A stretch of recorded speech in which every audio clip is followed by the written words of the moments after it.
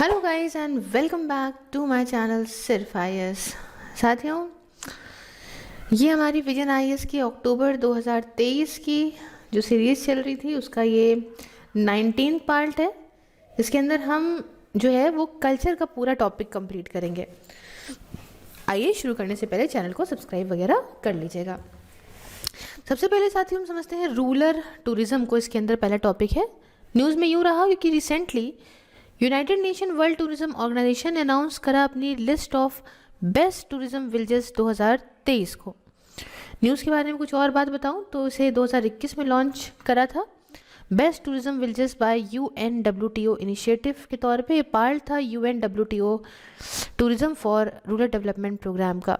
इसके अंदर 3 पिलर्स देखने को मिलते हैं। Best tourism villages by UNWTO, ये आउटस्टैंडिंग रूरल टूरिज्म डेस्टिनेशंस जो भी हों जिनमें कल्चरल या नेचुरल एसेट्स प्रेजेंट हो उसको दर्शाता है। एक कमिटमेंट है इसकी कि प्रिजर्व करना है हमें कम्युनिटी बेस्ड वैल्यूज़ को। एक क्लियर कमिटमेंट है इनोवेशन और सस्टेनेबिलिटी को लेके पूरे ही इकोनॉमिक, सोशल, इन्वायरमेंटल डायमेंशन में।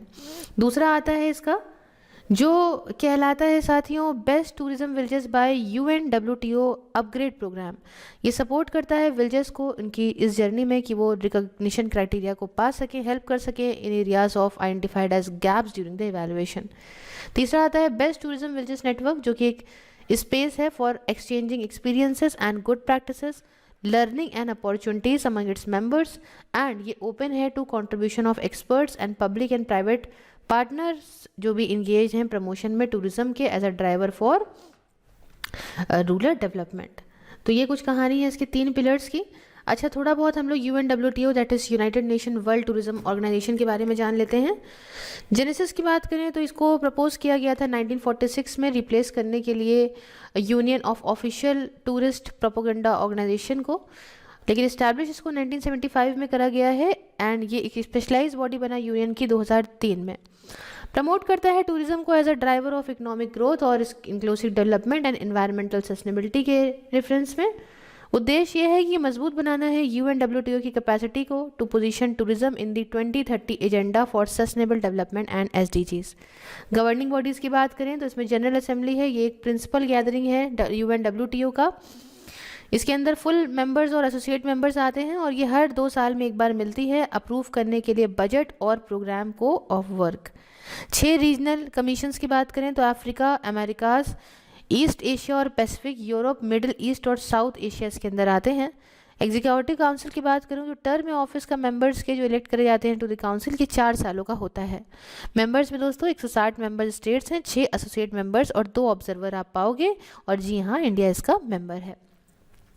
साथियों, बेस्ट टूरिज्म विलेजेस जो इवैल्यूएट करे जाते हैं वो 9 की एरियाज में पाए जाते हैं, जैसे कि कल्चर और नेचुरल रिसोर्सेज के बेसिस पे इकोनॉमिक सस्टेनेबिलिटी, साथ में environmental sustainability, governance and privatisation of tourism, health, safety and security को लेके, promotion and conservation of culture resources को लेके, सोशल सस्टेनेबिलिटी, साथ में tourism development and value chain integration को लेके, और लास्ट में इंफ्रास्ट्रक्चर एंड कनेक्टिविटी को लेके। साथियों, अब हम यहाँ समझते हैं दोरदो विलेज बेस्ट टूरिज्म विलेजेस 2023 क्या है। साथियों, दोरदो विलेज ये कच्छ डिस्ट्रिक्ट गुजरात में एक विलेज है। इसने एक ग्लोबल रिकॉग्निशन पाई है बेस्ट टूरिज्म विलेज का, जिसे अवार्ड किया है UNWTO ने। काफ़ी फेमस है ये विलेज होस्ट करने के लिए एनुअल रन उत्सव को, जैसे वाइट डेजर्ट फेस्टिवल भी कहते हैं। रन उत्सव से हर साल सेलिब्रेट करे जाने वाला नवंबर में एक फेस्टिवल है बाय दी गुजरात टूरिज्म। ये कल्चरल एक्स्ट्रावेंजा है जो दिखाता है रीजन के traditional art, music, craft, dance और क्यूजीन को। दोरदो ये होम है टू द मुतवा कम्युनिटी, यहाँ रहती हैं फ्रॉम सिंध, जो मुतवा एम्ब्रॉयडरी, ये देखते हैं आप, ये है मुतवा एम्ब्रॉयडरी। इसमें काफ़ी स्पेशलाइज होती हैं। इसमें क्या होता है, जैसे देखते हैं ना चेन ऑफ ऐसे स्टिचेस जो होती हैं ना, होती हैं विद मिरर्स, छोटे छोटे, ये देखिए यहाँ पे मिरर्स होते हैं, सिल्वर ज्वेलरी, लेदर एम्ब्रॉयडरी, ऐसे ऐसे प्यारा सा होता है। नेक्स्ट है मंडला विलेज, सेलेक्ट करा गया है अपग्रेड प्रोग्राम के तहत। ये विलेज लोकेटेड है पन्ना डिस्ट्रिक्ट ऑफ मध्य प्रदेश में। रिवर कर्णावती दैट इज केन बह के गुजरती है इस विलेज से। कुछ इनटेंजिबल हेरिटेज ऑफ विलेज के अंदर फोक म्यूजिक है, डांस है, लोकल फेस्टिवल्स हैं और बुंदेलखंड क्यूजीन है। इसके साथ आर्किटेक्चर ऑफ द हाउस, ये अभी भी जो है काफ़ी खूबसूरती है, एसेंस है इस विलेज का। यहाँ पर जो घर है वो इस तरह के होते हैं।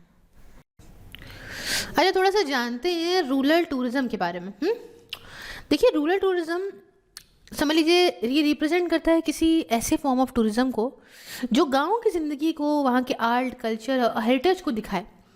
और मिनिस्ट्री ऑफ टूरिज्म ने यहाँ पे रूरल टूरिज्म को आइडेंटिफाई करा। ये एक ऐसा निशे एरिया है डेवलपमेंट का और प्रमोशन का, जिससे हम रूरल इंडिया को प्रमोट और अच्छे से कर सकते हैं, डेवलप कर सकते हैं।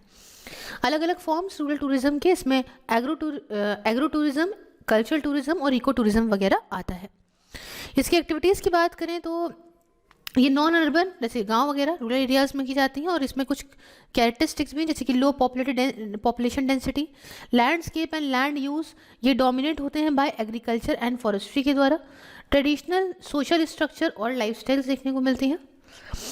इसके अलावा चैलेंजेस क्या एसोसिएटेड हैं इस रूरल टूरिज्म से, उसमें आता है इंफ्रास्ट्रक्चर की कमी है। देखिए, बहुत ही लॉन्ग डिस्टेंस हैं from near by towns, connectivity की पुअर ट्रांसपोर्टेशन फैसिलिटी है, लॉजिंग बढ़िया नहीं है, अम्यूजमेंट फैसिलिटी बढ़िया नहीं, इलेक्ट्रिसिटी, टेली कम्युनिकेशन जैसे आईसीटी इंफ्रास्ट्रक्चर बढ़िया नहीं है, अवेयरनेस और स्किल्स की कमी है। देखिए, गाँव के जो लोग हैं वो ऑफर उनके पास नॉलेज की कमी होती है, स्किल, फाइनेंशियल बैकिंग उनके पास कम होती है टू अपने कल्चर, आर्टिस्टिक और क्राफ्ट रिलेटेड सर्विसेज टूरिज्म को जो है और ज़्यादा बढ़ावा देने में।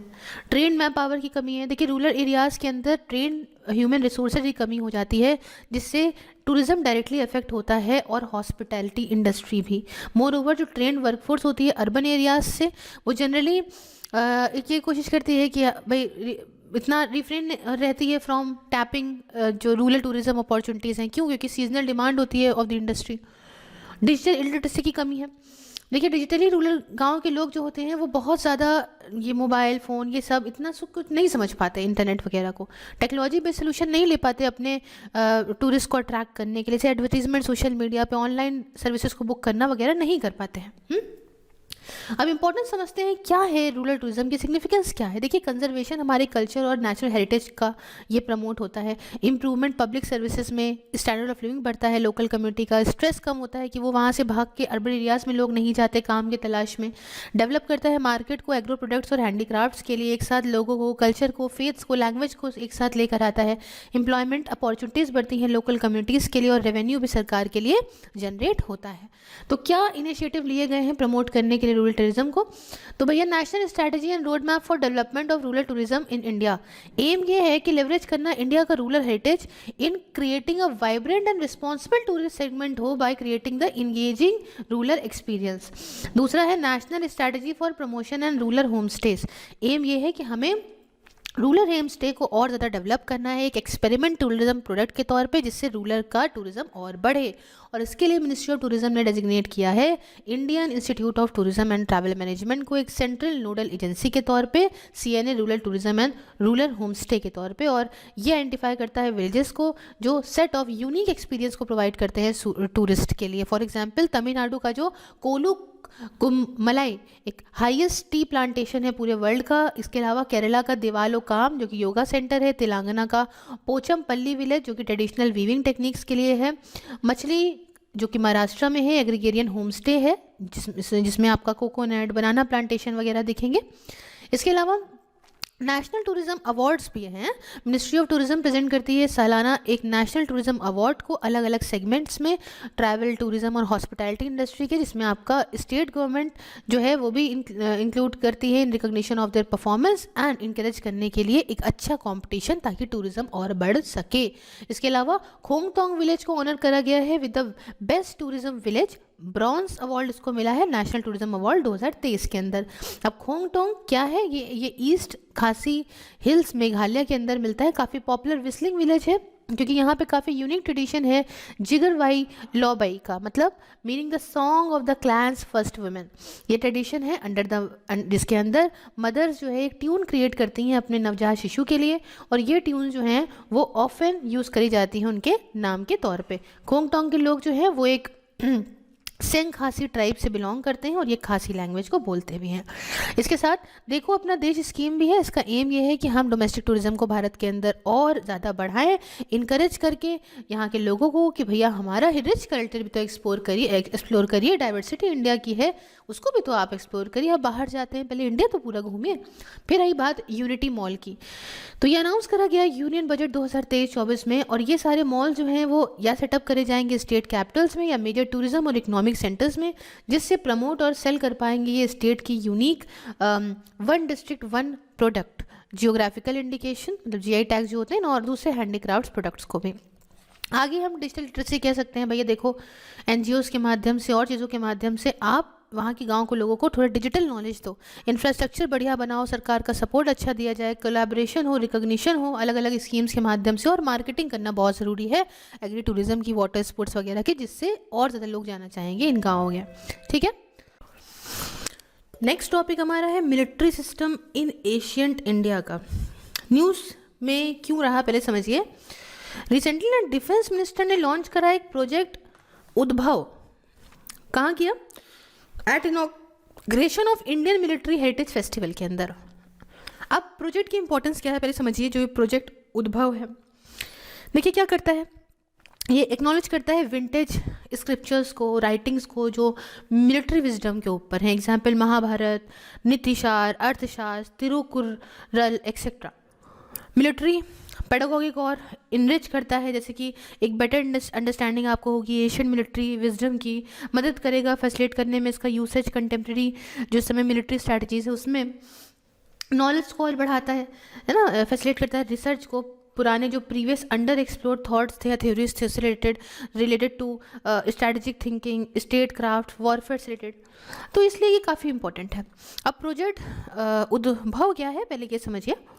देखिए पहले हमने आपको इम्पोर्टेंस बता दी, एक्चुअली में प्रोजेक्ट ये है कि ये एक कोलैबोरेटिव प्रोजेक्ट है जो कि इंडियन आर्मी और United service institution of India USI के बीच का है, और जो कि एक डिफेंस थिंक टैंक है।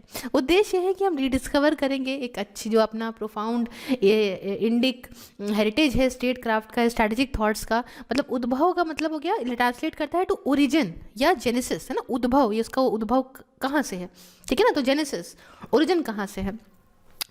अब देखिए हमारी जो एशियंट 1 सेकेंड, ये कुछ और आ गया है, ठीक है, हमारी जो एशियंट इंडियन विजडम है और मॉडर्न मिलिट्री पेडागोगी है, इन दोनों को एक साथ मिलाना, ठीक है, एक साथ मिलाना कैसे, डिसिप्लिनरी रिसर्च के माध्यम से, वर्कशॉप्स के माध्यम से, इसके अलावा लीडरशिप सेमिनार्स के माध्यम से सब किया जा सकता है। और इसके अलावा इसका उद्देश्य ये भी है कि हम एक होलिस्टिक, एक सब मिला जुला के एक ऐसी अप्रोच लेकर आएंगे मॉडर्न मिलिट्री चैलेंजेस जो हम फेस करते हैं उसको लेके, और इसमें हम एशियन मिलिट्री विजडम का यूज़ करेंगे। तो मिलिट्री सिस्टम्स एशियन इंडिया में अगर हैं तो उनके बारे में अगर बताऊं तो इंडिया का एशियन मिलिट्री विजडम ये बेस्ड है upon large body of intellectual text, scriptures, manuscript, thinkers और स्टडी पे जो भी इंपॉर्टेंट मिलिट्री कैंपेन्स हैं और लीडर्स के हैं। अब देखिए कौटिल्य का जो रियलिज्म था, कौटिल्य ने अर्थशास्त्र लिखी थी, आपको मालूम है करीब 300 BC की बात है, ये मौर्यन पीरियड से बिलोंग करती थी।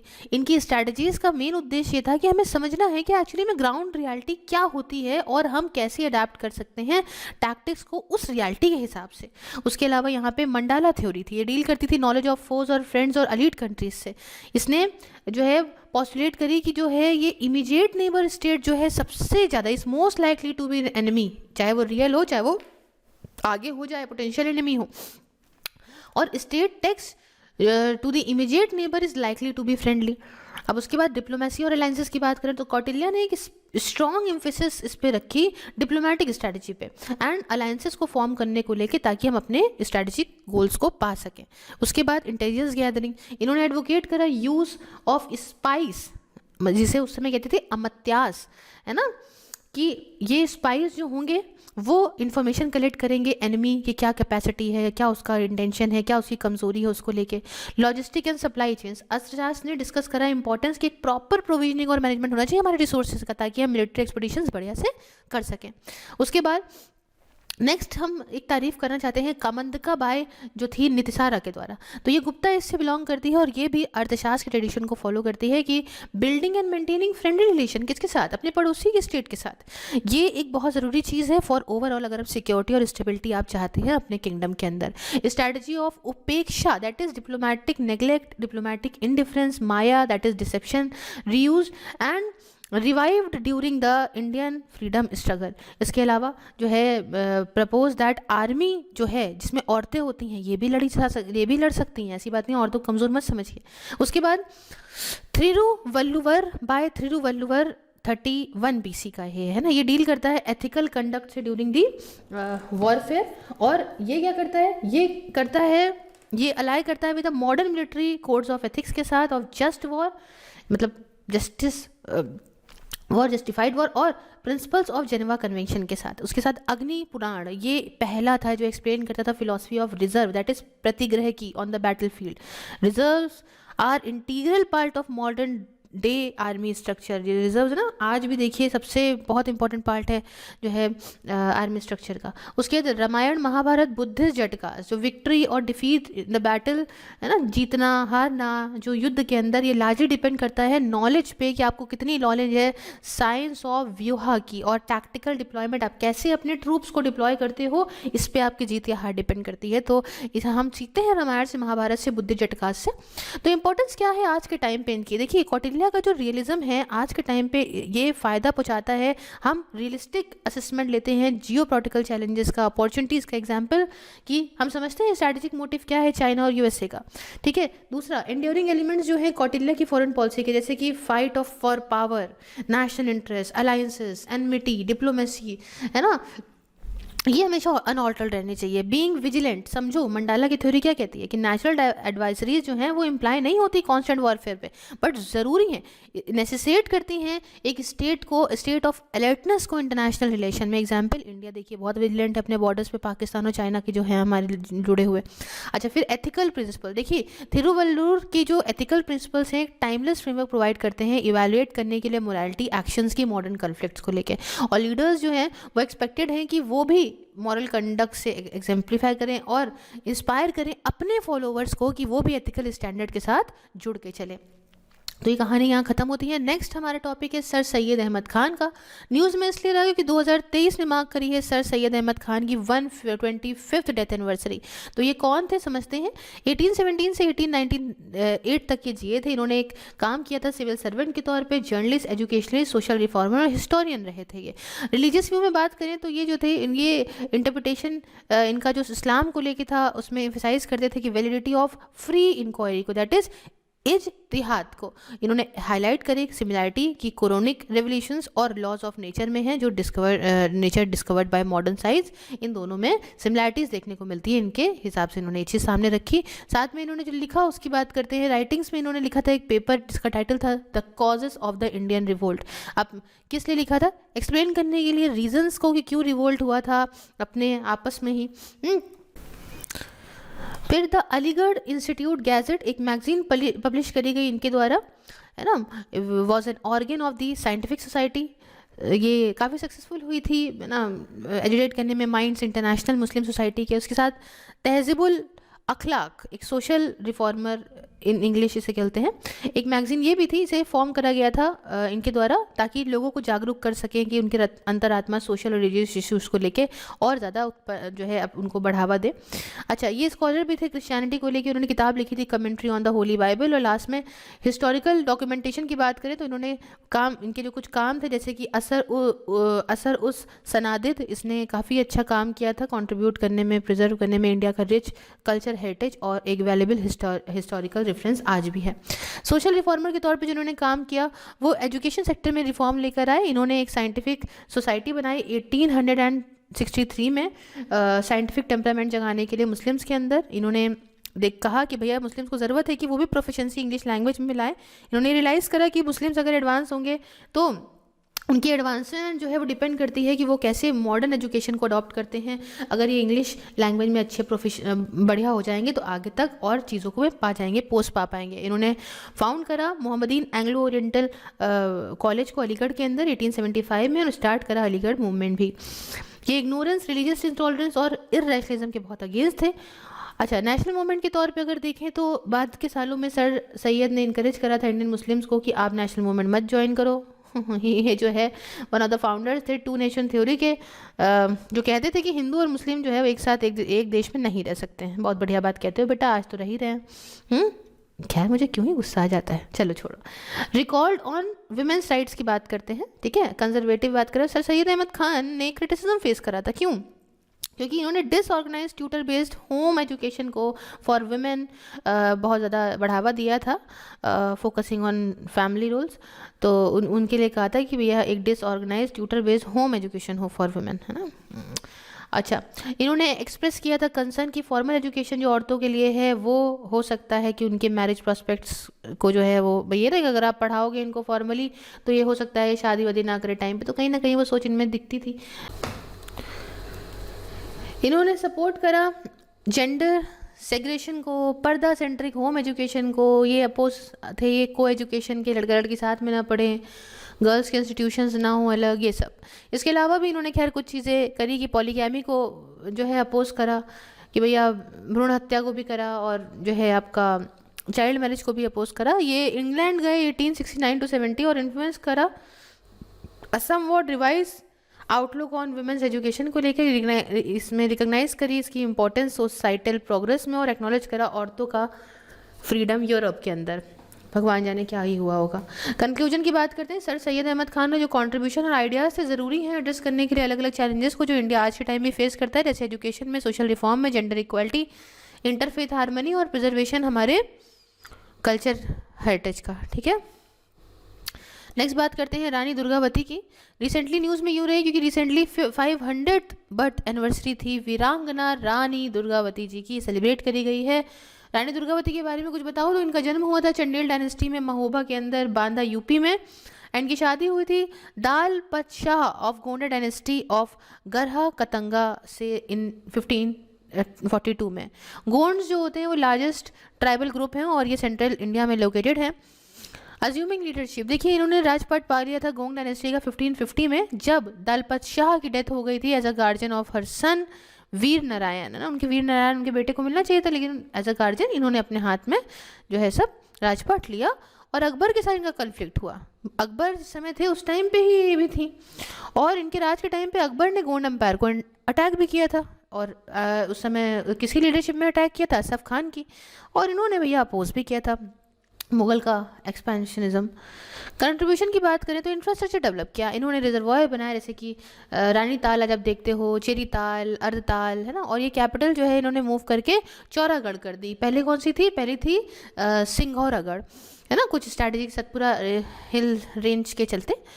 अच्छा, दूसरा पैट्रोनेज ऑफ रिलीजियस फिगर्स, इन्होंने आचार्य बिथलनाथ को यहाँ पे जो है अलाउ करा कि आप एक सीट इस्टेब्लिश करिए ऑफ पुष्टि मार्ग कल्ट एट गरहा, और इन्होंने वेलकम करा विथलनाथ ऑफ वल्लाभ कम्युनिटी को, और इन्होंने दीक्षा भी ली from him. Commitment to secular governance, इसके अलावा विक्ट्री ओवर बाज बहादुर ऑफ मालवा, देखिए तारिक ए फरिश्ता मेंशन करते हैं दुर्गावती को कि इन्होंने डिफीट किया था बार बहादुर को, जो कि रूलर थे मालवा के। हिस्टोरिकल डॉक्यूमेंटेशन की बात करें तो स्टोरी जो दुर्गावती की है वो क्रॉनिकल्ड है बाय अबू फजल, जो अकबर के क्रॉनिकल थे, और ब्रिटिश कॉलोनियल स्लीमन के द्वारा भी। चंडेला डायनेस्टी जो बुंदेलखंड की थी उसके बारे में बताऊं तो ये एक इंडियन राजपूत क्लैन था सेंट्रल इंडिया का। आका जेजा का भुक्ति डायनेस्टी इसको कहते हैं। फाउंडर नानू का रहे थे 835 सीई में। कुछ प्रोमिनेंट रूलर्स में यशोवर्णा, दंगा, विद्याधारा, परामर्दिदेव और त्रिलोक वर्मन का नाम आता है। कुछ मेजर सिटीज़ में कैपिटल सिटी इनकी खजुराहो थी, बाद में बदल के ये महोबा हो गई थी। लैंग्वेज में संस्कृत और प्राकृत बोला करते थे। सोशल सिस्टम में वर्ण सिस्टम बेसिस था सोशल ऑर्गेनाइजेशन का, और औरतें as a wife high place पाती थी फैमिली और सोसाइटी के अंदर। फीचर्स जो टेम्पल्स की बात करें खजुराहो स्कूल में मिड 10th सेंचुरी तक के लिए, थीम्स इसमें इरोटिक स्क्रप्चर्स, ड्राइंग मतलब इरोटिक स्ट्रक्चर हुआ करते थे। इंस्पायर्ड थे फ्रॉम दी वत्स्य आरास कामा सूत्रा से। रिलीजन की बात करें ये हिंदू और जैन रिलीजियस थे। मटेरियल देखें तो सैंडस्टोन देखने को मिलेगा। कॉम्पोनेंट्स तो मंदिर के अंदर 3 चैम्बर थे, एक गर्भगृह था, एक मंडप था और एक अर्ध मंडप था। डायरेक्शन की बात करें नॉर्थ और ईस्ट फेसिंग हुआ करते थे। मेथड की बात करें टेम्पल्स को बनाया जाता था रिलेटिवली हाई प्लेटफॉर्म पे और पंचातन स्टाइल में टेम्पल मेकिंग की। लक्ष्मण टेम्पल विष्णु बिल्ड करा जाता था बाय यशोवर्मन। विश्वनाथ टेम्पल शिवा, जो कि आपकी परशनाथ टेम्पल जैन का और जिसे बनाया है धंगा ने।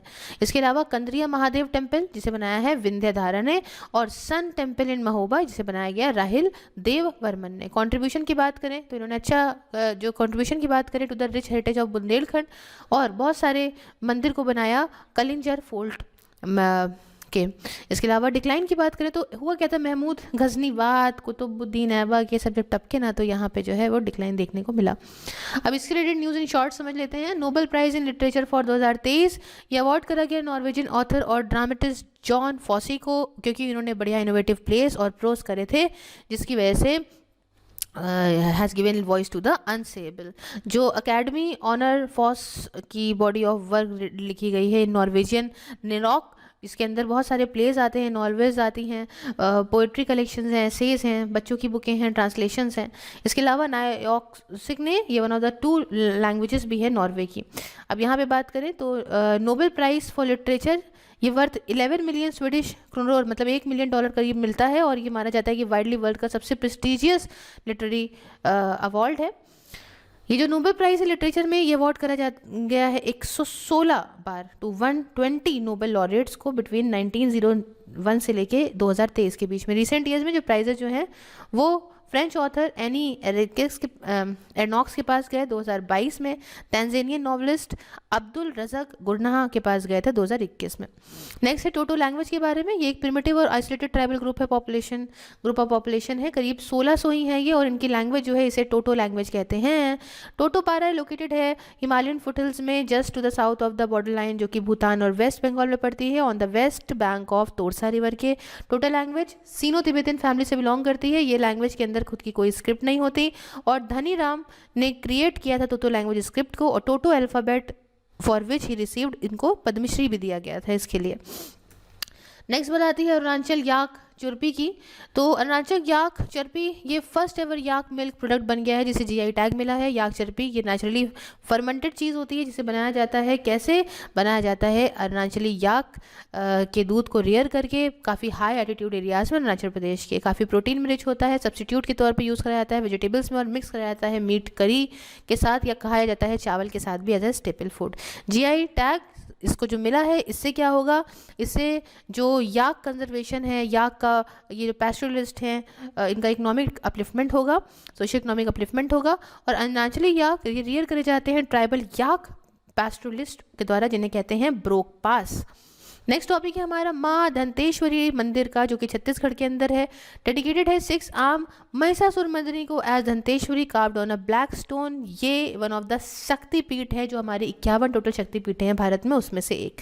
ये आपको कॉन्फ्लुएंस ऑफ रिवर सनकिनी और दनकिनी के बीच में मिलेगा, और इसे बनाया है रूलर्स के द्वारा, चिंदक नागवंशी के रूलर्स, जो ड्यूरिंग 11 टू 12 सेंचुरी एडी में। फर्दर 14 सेंचुरी एडी में इस मंदिर को जो है रेनोवेट कराया गया था अन्नम देव के द्वारा, जो कि भाई थे पुत्र ऑफ ककातिया डायनेस्टी के।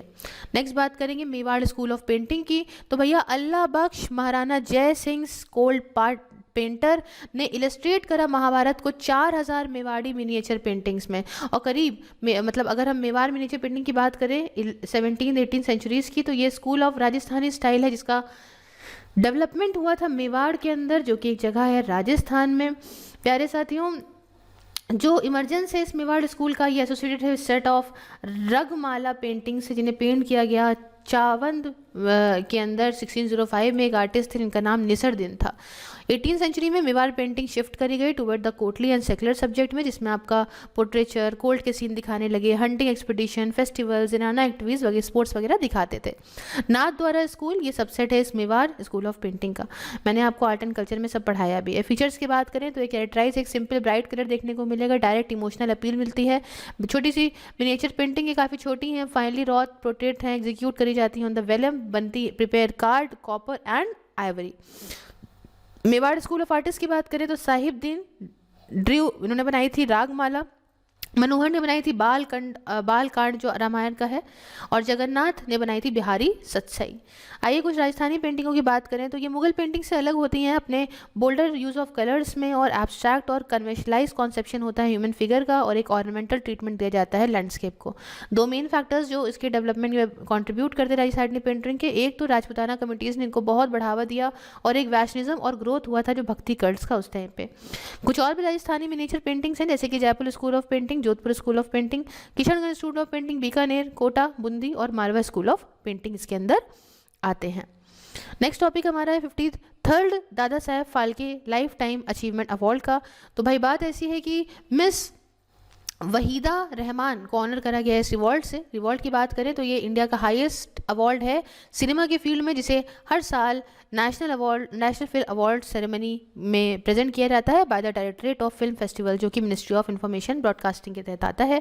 अवार्ड पहली बार 1969 में आया था, और उसके बाद उस समय जो है उसको एक्ट्रेस देविका रानी को ये मिला था। अवार्ड दिया जाता है कॉमरेट करने के लिए दादा साहेब फाल्के का कॉन्ट्रीब्यूशन इंडिया सिनेमा के अंदर, जिन्होंने डायरेक्ट करी थी इंडिया की पहली फुल लेंथ फीचर फिल्म राजा हरिश्चंद्र को 1913 में। अवार्ड के अंदर आपको स्वर्ण कमल, जिसे गोल्डन लोटस कहते हैं, है ना, स्वर्ण कमल मेडलियन मिलेगा, एक शॉल मिलता है, और कैश प्राइज 10 लाख रुपए का मिलता है। यहाँ पे हमारा एक कल्चर वाला भी ओवर होता है, जल्दी से मैं कर लूँ तो मैं नवंबर कराऊँ, बाप रे कितनी लेट हो गई हूँ मैं। अगर आपको अच्छा लगा तो प्लीज़ लाइक शेयर सब्सक्राइब जरूर कर लीजिएगा। नेक्स्ट वाले में मैं एथिक्स भी कंप्लीट करा दूंगी। Thank you so much for watching. मिलती है नेक्स्ट वीडियो में। जय हिंद, जय भारत।